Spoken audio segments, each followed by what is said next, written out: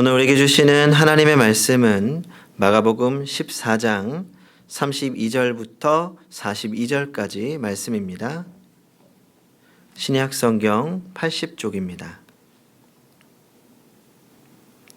하나님의 말씀을 봉독하겠습니다.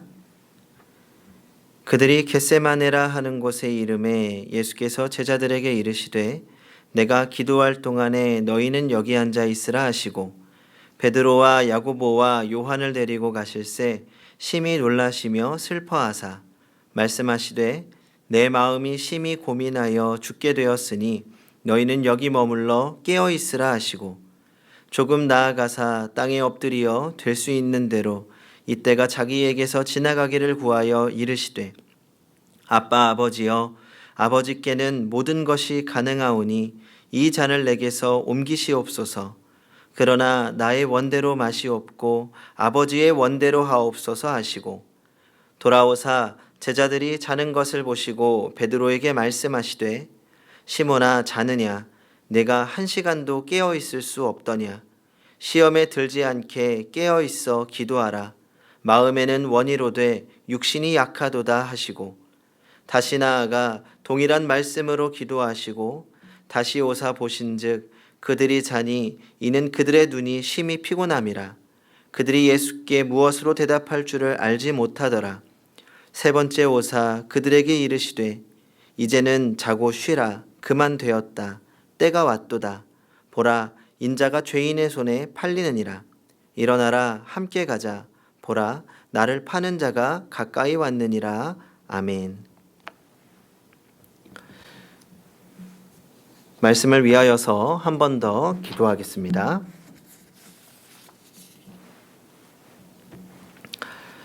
지금 우리와 함께 하시고 말씀해 주실 하나님, 오늘도 주님의 말씀을 듣게 하시니 감사합니다.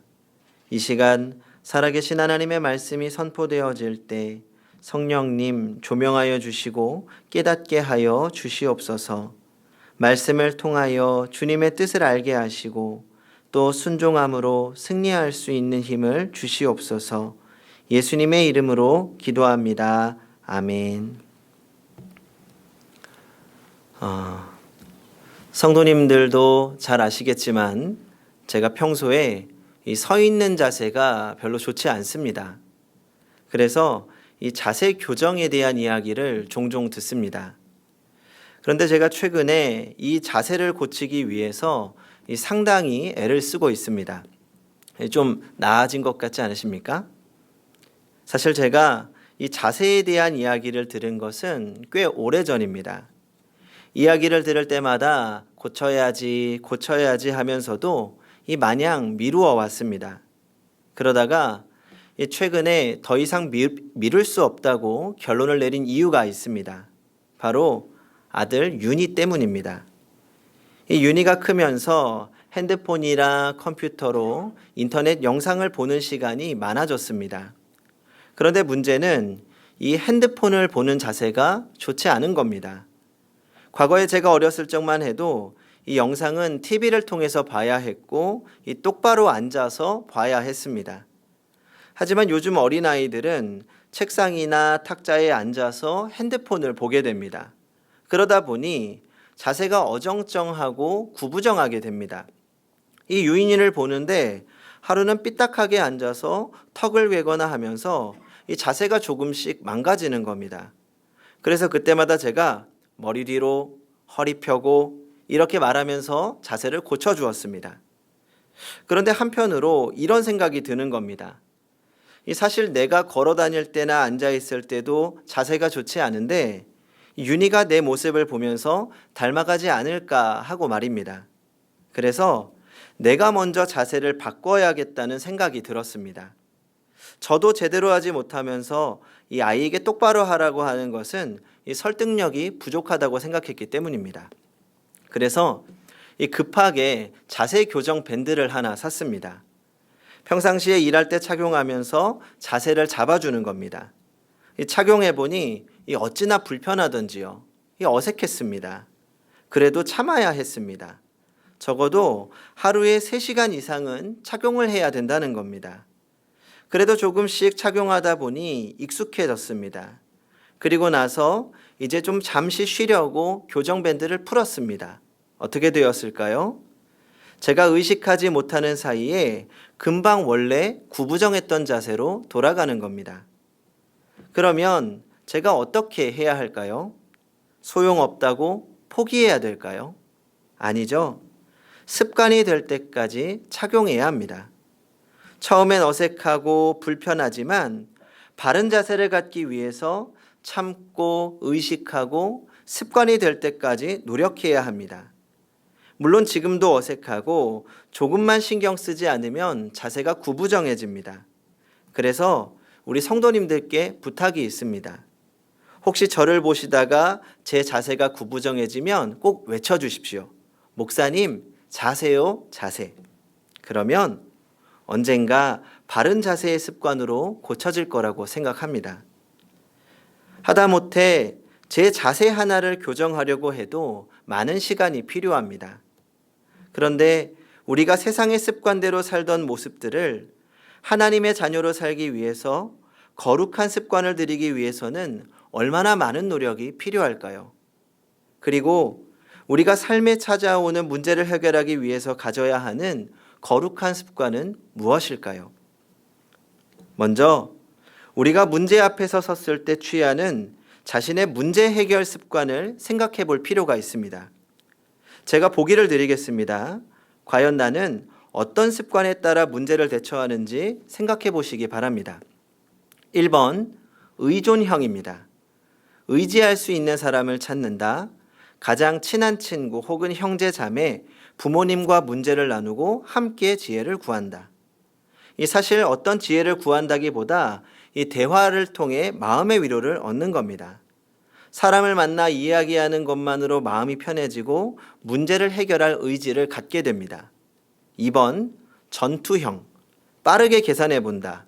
나의 경험을 총동원해서 어떻게 해결할 수 있을지 생각해 본다. 이런 분들이 속으로 자주 하는 이야기가 있습니다. 나는 할 수 있어. 나는 할 수 있어. 그리고 3번, 도피형. 낙담하고 우울감을 경험합니다. 문제를 만났을 때 해결할 수 있는 힘이 없습니다. 그래서 문제를 외면하고 그저 지나가기만을 기다립니다. 4번, 도피형 또는 우왕좌왕형. 이러지도 못하고 저러지도 못하고 그저 고민하다가 혹은 도피한 상태로 시간이 지나갑니다. 그리고 마지막 5번, 예수형. 우리가 닮아야 할 거룩한 습관의 모습이지요. 그러면 오늘 본문은 문제를 만난 예수님이 어떻게 대처하시는지를 보면서 우리가 그리스도인으로 가져야 할 거룩한 습관에 대해 생각해 보려고 합니다. 우리 32절을 같이 한번 읽어보겠습니다. 시작. 그들이 겟세마네라 하는 곳에 이름에 예수께서 제자들에게 이르시되 내가 기도할 동안에 너희는 여기 앉아 있으라 하시고, 예수님께서는 문제를 앞두고 겟세마네라고 하는 산등성이로 기도하러 가셨습니다. 그곳은 성전이 내려다 보이는 감람산의 겟세마네라고 하는 산등성이었습니다. 거기에 기도하며 은신할 수 있는 굴이 있어서 거기서 기도를 하셨다고 하는데 그 굴이 지금도 보존되어 있다고 합니다. 그런데 오늘 본문과 병행 구절인 누가복음을 보면 이렇게 표현합니다. 습관을 쫓아 감람산에 가셨다. 이 습관을 쫓았다는 말은 예수님께서 예루살렘에 오시면 이 습관적으로 야외에서 주무셨다는 것을 암시하고 있습니다. 누가복음 21장 37절입니다. 예수께서 낮에는 성전에서 가르치시고 밤에는 나가 감람원이라 하는 산에서 쉬시니. 그러니까 이 말씀을 통해서 예수님께서 감람산에서 저녁마다 지내셨다는 사실을 언급하고 있습니다. 그러니까 예수님은 지금 큰 문제를 앞두고 일회성 기도를 하기 위해서 겟세마네 산등성에 오르신 것이 아닙니다. 주님은 늘 기도하셨습니다. 그리고 문제를 앞두고 너무나 당연하게 습관을 쫓아 기도하기 위해 산을 오르셨습니다. 여기서 우리가 본받아야 할 거룩한 습관을 발견할 수 있습니다. 바로 모든 문제를 가지고 하나님 앞에 나아가는 기도가 습관이 되어야 합니다. 그러나 이 기도는 단순하게 우리의 소원을 아뢰는 기복적인 기도가 아닙니다. 아주 깊이 있는 기도입니다. 때로는 우리 주위에 어느 누구도 도와줄 수 없는 문제의 자리가 찾아옵니다. 그때 우리는 하나님 앞에 철저하게 무릎을 꿇고 깊이 있는 기도를 해야 합니다. 우리는 주님께서 죽으셔서 내가 구원받았다고 단순하게 말합니다. 하지만 성도님들은 과연 주님께서 이 딱딱하고 차가운 바위 위에 엎드려셨을 때 얼마나 외롭고 고통스러웠는지 상상해 보셨습니까? 이제는 이 땅의 모든 사람들이 다 주님을 떠났습니다. 오직 자신과 자신이 바라보는 아버지 하나님과의 대면만 남게 되었을 때에 그때 주님의 심정이 어땠을까요? 히브리서 5장 7절입니다. 그는 육체에 계실 때에 자기를 죽음에서 능히 구원하실 이에게 심한 통곡과 눈물로 간구와 소원을 올렸고 그의 경건하심으로 말미암아 들으심을 얻었느니라. 주님께서 큰 소리로 기도했을 뿐만 아니라 심한 통곡과 눈물로 기도했다고 말하고 있습니다. 그것도 죽음을 앞에 놓고. 복음서에는 그때 주님께서 드렸던 기도의 내용이 짧게 소개되고 있습니다. 오늘 본문 36절입니다. 이르시되 아빠 아버지여 아버지께는 모든 것이 가능하오니 이 잔을 내게서 옮기시옵소서. 그러나 나의 원대로 마시옵고 아버지의 원대로 하옵소서 하시고. 이 짧은 구절 속에 담긴 예수님의 고뇌를 생각해 볼 수 있습니다. 제가 기도하면서 가장 많이 하는 말이 바로 왜라는 질문입니다. 하나님, 왜? 제가 이해할 수 없는 일들, 제가 생각해왔던 계획들과 늘 다른 길로 이끄시는 것을 느끼면서 그 이유가 너무 궁금했습니다. 그리고 그 질문은 아직도 계속됩니다. 하나님, 왜? 우리는 삶에 어려움이 찾아오거나 문제가 생기면 자연스럽게 질문이 생깁니다. 그리고 하나님께 질문합니다. 하나님, 대체 왜 내게 이런 문제가 생긴 겁니까? 때로는 원망도 합니다. 불평도 합니다.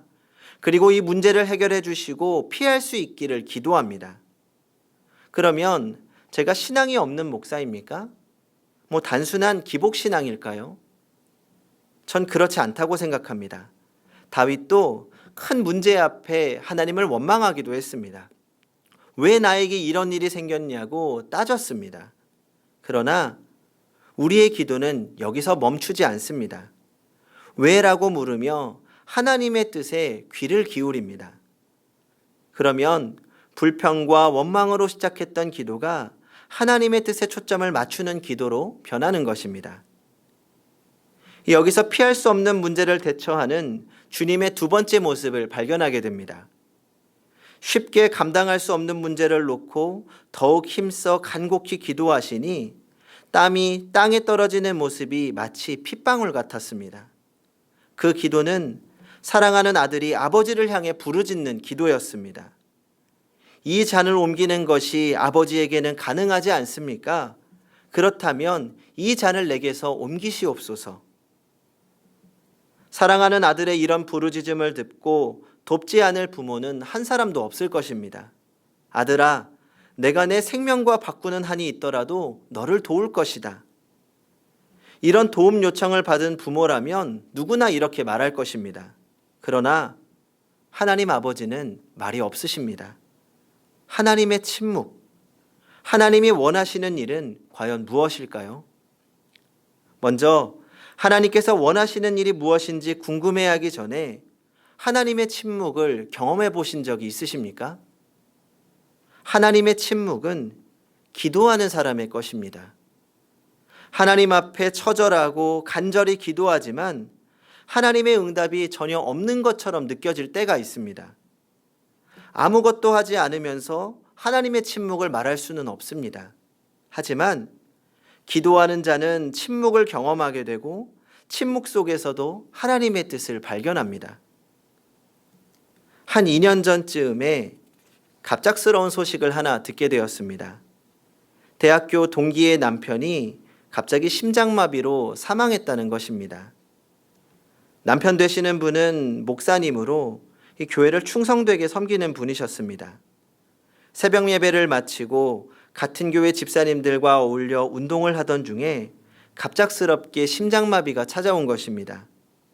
소식을 듣고 아내와 함께 부랴부랴 장례식장으로 찾아갔습니다. 하루아침에 남편을 잃은 그 심정을 무엇으로 말할 수 있겠습니까? 게다가 당시에 6살 되는 첫째 딸과 4살 되는 둘째 아들이 있었습니다. 당장 슬픔을 감당하는 것도 문제이지만 앞으로 어린 자녀들을 데리고 살아가야 하는 것도 큰 문제였습니다. 그런 상황 앞에서 하나님께 소리 없이 묻기도 했습니다. 하나님, 도대체 왜 이런 일이 일어나는 건가요? 동기 친구는 제가 아는 사역자들 중에 가장 순수하게 하나님을 사랑하는 친구 중 한 명입니다. 그렇게 하나님을 사랑하는 친구에게 또 교회와 하나님을 열심히 섬기는 친구에게 이런 일이 생기니 저도 모르게 하나님을 향한 원망이 일어나기도 했습니다. 어떤 말로도 위로할 수 없음을 깨닫고 그저 아내와 함께 기도할 뿐이었습니다.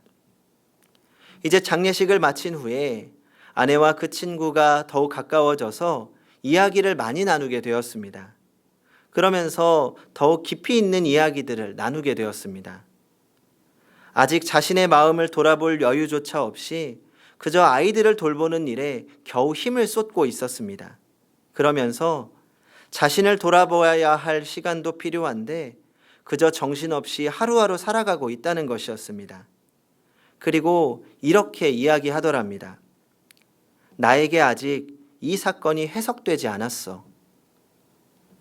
제가 그 이야기를 전해 듣고 정말 대단한 친구라는 생각이 들었습니다.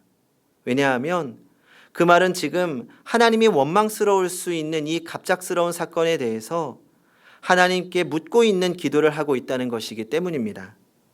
그것도 아직은 하나님이 침묵하고 계시지만 나에게는 이 모든 상황들이 해석되지 않았지만 그럼에도 불구하고 하나님의 뜻을 묻고 있다는 것입니다. 그러면서도 그저 낙담한 채로 있지 않았습니다. 남편이 사역하던 교회에서 사역을 이어가면서 또 자녀들을 바르게 양육하기 위해서 있는 힘을 다해 애를 썼습니다. 침묵 가운데 하나님의 뜻을 묻고 자신에게 주어진 상황을 선하신 하나님 안에서 해석하기 위해 노력하는 모습을 보면서 참 존경스러운 마음이 들었습니다. 그리고 시간이 조금 더 지났습니다. 지금도 여전히 마음의 상처는 다 아물지 않았습니다. 아물 수 없겠지요. 그러나 기도는 멈추지 않았습니다. 그리고 선하신 하나님을 신뢰하면서 하나님의 침묵 가운데 감사를 찾고 하나님의 뜻을 구하며 주어진 상황에서 기쁨으로 순종하는 모습을 지켜보면서 참 그리스도인이구나 라는 생각이 들었습니다. 그리고 문제를 앞에 둔 우리가 가져야 할 기도의 자세라고 생각합니다. 저는 하나님의 침묵은 침묵이 아니라고 생각합니다. 하나님의 침묵은 우리 안의 갈등과 싸움 속에서 그 스스로 하나님의 뜻을 발견하여 하나님의 뜻에 순종하기를 기다리시는 것입니다. 우리의 생각으로는 이해가 되든지 말든지 간의 말입니다. 여기에 인간의 고뇌가 있습니다. 우리는 무엇인가 그 뜻을 알아야 순종할 텐데 하나님은 침묵으로 일관하십니다. 이곳에 우리의 갈등이 있습니다. 하지만 분명한 것은 하나님은 우리를 이해시키려 하지 않고 무조건 순종하기를 원하신다는 것입니다. 하나님의 뜻이 언제나 옳고 선하기 때문입니다. 하지만 이 순종의 시간인 흐른 후에 언젠가는 그 뜻이 우리에게 분명하고 환하게 밝혀지는 날이 있을 것입니다. 드디어 아들이신 주님은 기도합니다. 그러나 내 원하는 대로 마옵시고 아버지의 원하는 대로 하옵소서. 이 기도로 주님은 완전히 승리하신 것입니다. 겟세마네는 인간이 자기의 약함을 정복하는 기도의 장소입니다. 겟세마네는 인간이 자기의 의지를 꺾고 하늘 아버지의 뜻에 완전히 복종하는 곳입니다. 겟세마네는 하나님께 복종함으로 사탄의 권세를 꺾고 승리하는 곳입니다. 그리고 주님은 지금 우리들에게 겟세마네의 기도를 원하고 계신다는 생각이 들었습니다. 우리는 국가적으로 그리고 특히 교회적으로 큰 위기를 겪고 있습니다. 많은 목사님들은 그동안 온실 속에서 자라왔던 개인 신앙의 첫 번째 위기이면서 교회의 장기적인 침체를 가져올 것이라고 걱정하며 기도하고 있습니다. 이러한 상황 속에서 우리는 그리스도인으로 무엇을 먼저 해야 할지 고민이 됩니다. 그러나 분명한 것은 모든 상황 속에서 잠잠히 주님의 뜻을 구해야 한다는 것입니다. 그리고 언제든 주님께서 우리에게 원하시는 바에 순종할 수 있는 믿음의 견고함을 세워야 합니다. 사실 요즘은 누구보다 저에게 있어서 가장 실망이 크고 가장 고민이 많았던 기간입니다. 혹시 오늘이 무슨 날인 줄 아십니까? 본래 오늘은 우리 행복한 교회 7년 만에 부흥회를 준비하고 있었던 날입니다. 올 한해 정말 많은 기대를 하고 준비했습니다. 작년 연말부터 어떻게 하면 우리 성도님들께 하나님의 사랑을 전할 수 있을까? 올해 다른 목표 다 떠나서 우리 행복한 교회 성도님들 정말 행복한 신앙생활하면 좋겠다. 정말 은혜 많이 받고 교회에 오는 발걸음이 기대되고 즐거워지면 좋겠다고 생각했습니다. 그래서 좋은 분들 모시고 기대하고 있었습니다. 그런데 이 모든 계획이 한순간에 무너졌을 때 너무 속상하고 상심이 컸습니다. 그리고 어려운 마음으로 지난주 온라인으로 예배를 드리게 되었습니다. 물론 하나님 안에서 주신 마음으로 결정한 일이었지만 그래도 떨리는 마음이 가득한 하루였습니다. 막상 주일에 텅 빈 예배당에서 목사님, 전도사님들과만 함께 예배를 드리는데 그동안 함께 성도님들과 드렸던 예배가 얼마나 소중했는지 다시 느껴졌습니다. 그리고 저의 예배를 돌아보게 되고 다시 빨리 함께 모여서 행복한 예배 드리고 싶다는 마음이 간절했습니다. 그렇게 예배를 드리고 시간이 한참 지난 후에도 교회를 나서는 발걸음이 도저히 떨어지지 않았습니다.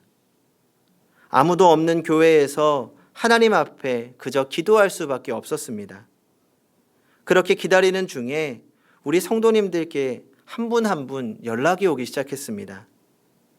가족들과 함께 예배를 드리는 장면을 찍어서 사진으로 보내주시고 말씀을 요약해서 보내도 주시고 받은 은혜를 나누어 주셨습니다. 어떤 분은 자신의 믿음이 약해졌음에 회개하셨고 또 예배를 드리며 안타까운 마음으로 눈물을 흘린 분들도 계셨습니다. 공통적이었던 것은 무엇보다 예배의 소중함에 대해서 다시 생각하게 되고 함께 모이기를 사모하고 기도한다는 것이었습니다. 어려운 환경 속에서도 하나님께서 우리에게 주신 특별한 은혜라고 생각했습니다. 그리고 이 상황을 통한 주님의 뜻이 무엇인지 더욱 구하게 되었습니다. 우리는 이번 사건을 두고 다양한 해석을 하게 됩니다. 그동안 교회를 괴롭혔던 사이비 이단이 드러나게 되었고 당연했던 예배가 얼마나 소중한지도 돌아보게 되었습니다.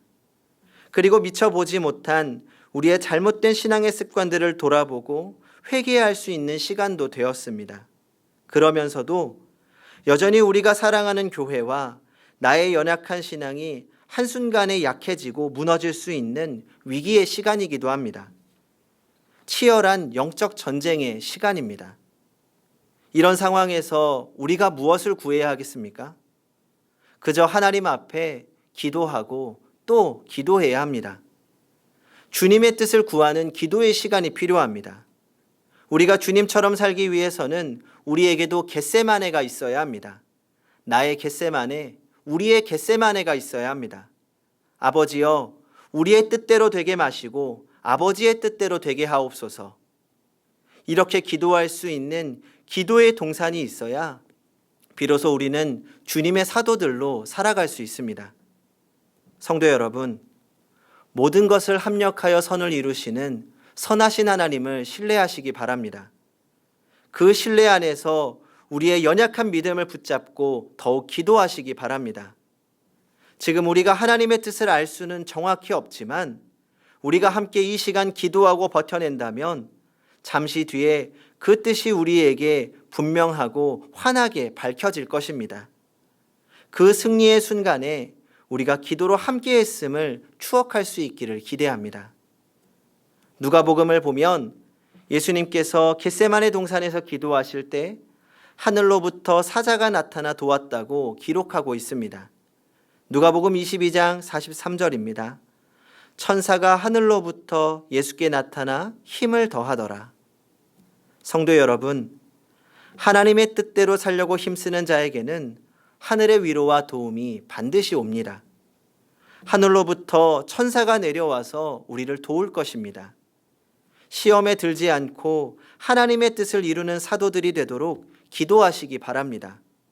겟세마네에서 핏방울처럼 땀을 흘려가며 기도하던 주님의 모습과 겨우 돌 던질 거리에서 잠자고 있던 제자들의 모습, 우리는 지금 어디에 서 있습니까? 기도하겠습니다.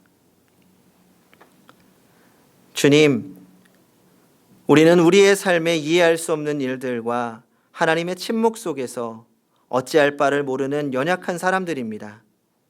때로는 원망과 걱정 속에서 하나님의 부재를 경험하기도 합니다. 하지만 오늘 말씀 가운데 피할 수 없는 고난과 하나님의 침묵 속에서 피땀을 흘려가던 주님의 모습을 생각해 봅니다. 그렇게 기도하셨던 주님의 마음이 우리의 마음이 되게 하여 주시옵소서. 우리 삶에 겟세마네를 허락하시어 하나님 앞에 먼저 무릎 꿇고 기도로 나아가게 하여 주시옵소서. 그 가운데 밝히시는 주님의 뜻을 알게 하시고 순종하게 하여 주시옵소서. 그리할 때 하늘의 하나님께서 우리를 도우시고 구원하실 줄 믿습니다. 언제나 우리를 이끄실 선하신 하나님을 믿사오며 우리 주 예수님의 이름으로 기도하옵나이다. 아멘.